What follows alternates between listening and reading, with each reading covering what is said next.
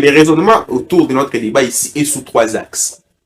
Il y a d'une part l'appréhension juridique, c'est-à-dire les débats autour de sa régularité ou non. L'appréhension des légitimités, c'est-à-dire si le peuple est d'accord ou pas. Mais également la perspective de la force, ceux qui ont les monopoles de la contrainte physique légitime, ceux qui détiennent le pouvoir, l'impérium, mes grands frères d'en face.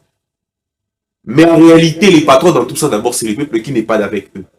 Actuellement, le peuple est d'avis pour un retour majeur de l'idéologie kabylyste au sommet de l'État. Actuellement, le peuple ne veut plus entendre le nom Tshisekedi au sommet de l'État. Actuellement, le peuple ne veut plus entendre tout ce qui a trait à l'union sacrée. Le peuple veut de Joseph Kabila.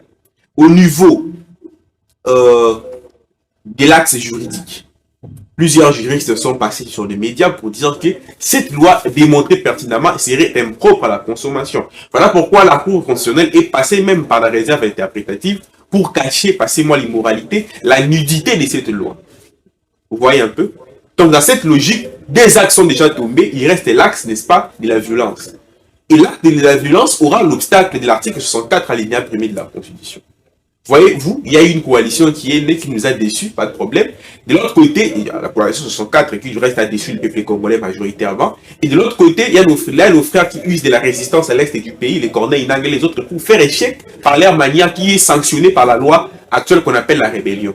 Vous voyez, juridiquement, ils sont rebelles, mais politiquement ou politologiquement, ils sont en train de faire de la résistance. Ça dépend de la connotation à donner. Ce sont des moyens de pression qui, du reste, ont un contenu libéral, pourquoi libéral dans le sens de libérer les peuples congolais, ça dépend de la conception de chacun d'entre nous. Donc pour revenir en disant ceci, ils n'ont pas... Vous allez chuter également. D'ailleurs, c'était ma phrase introductive des conclusions. Pour chuter, j'étais en train de dire que ils n'ont pas les monopoles de la folie. En tout cas, l'Union sacrée n'a pas les monopoles de la folie. Et lorsqu'ils sont en train de réfléchir pour dire que non, voilà, ils nous créent des théories, c'est que du désir. Pour l'éterniser, donc non, tu sais que le peuple fait encore de lui. Tu peux beau transformer les Congo, l'Allemagne d'Afrique. Bon, nous avons compris qu'il a transformé le Congo, il a Bangladesh d'Afrique en réalité. Alors, tu peux beau faire ce qu'il a promis, qu'il n'a jamais réalisé.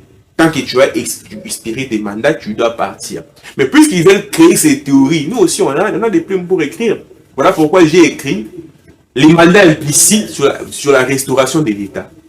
Où je parle des deux types de références, la référence d'expertise et la référence d'application.